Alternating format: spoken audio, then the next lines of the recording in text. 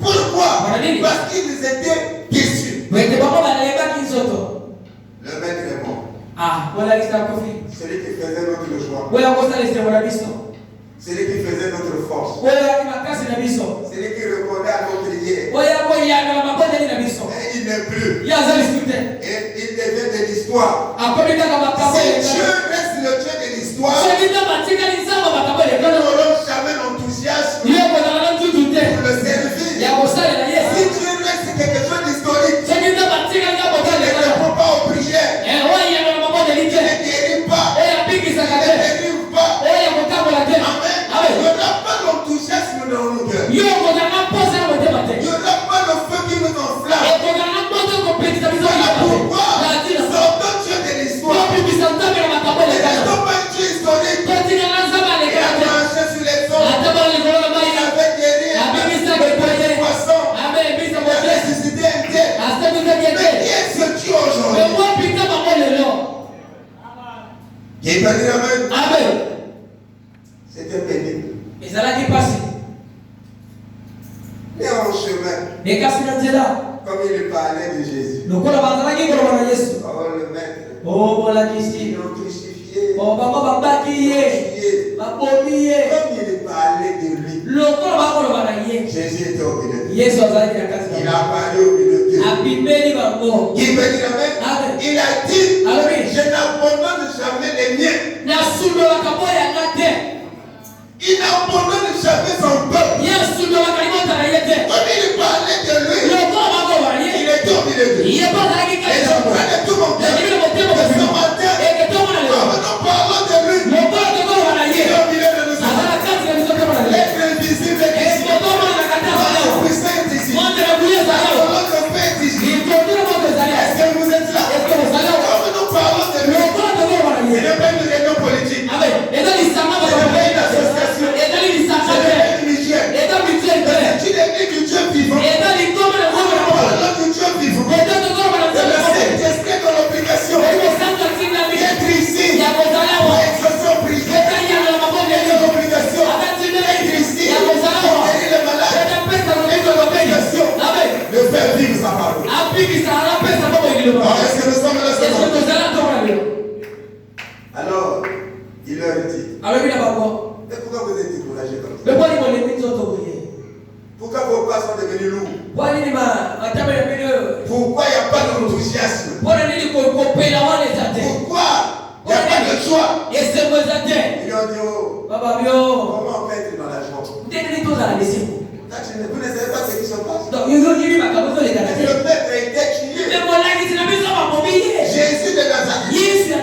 Ils l'ont crucifié. Et il est chez la main de la sang. Comment ne pas être découragé? Ah, qui veut dire la main? Il a dit, oh, quand on a peu de foi. Si vous savez, qu'est-ce qu'il vous avait dit? Qu'est-ce qu'il vous avait dit? Qu'est-ce que Moïse avait dit? Qu'est-ce qu'Élie avait dit? Qu'est-ce que Michel avait dit? Qui peut dire la main? Qu'est-ce qu'Ésaïe avait dit? Qu'est-ce que Jérémie avait dit? Oh, ce matin, qu'est-ce que Branham nous a dit? Qu'est-ce que Branham nous a dit? Qu'est-ce que le prophète nous a dit? Jésus sera au milieu de nous. Vivant.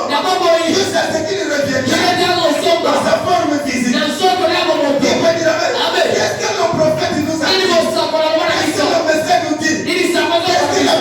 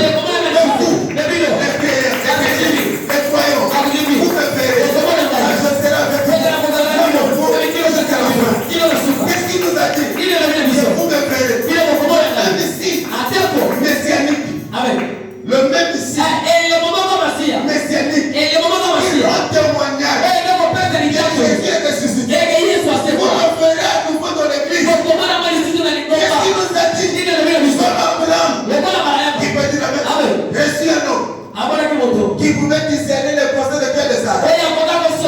Pour l'Église, vous verrez ça aussi. Est-ce que vous êtes là? Est-ce que nous avons vu ça? Gloire à Dieu. On peut déclarer ce matin qu'il est fidèle. Je ne sais pas si vous êtes là.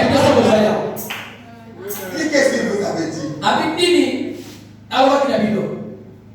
Amen. Église, est-ce que vous êtes là? Après avoir dit tout ça, après avoir rappelé tout ça, il ne s'est pas arrêté là. Parce que la résurrection, le message de Pâques, frère Bada nous dit, il rend témoignage, Dieu a rendu témoignage, il n'est pas seulement la parole, mais il est la puissance qui délivre. Le message de Pâques, c'est qu'il nous a montré.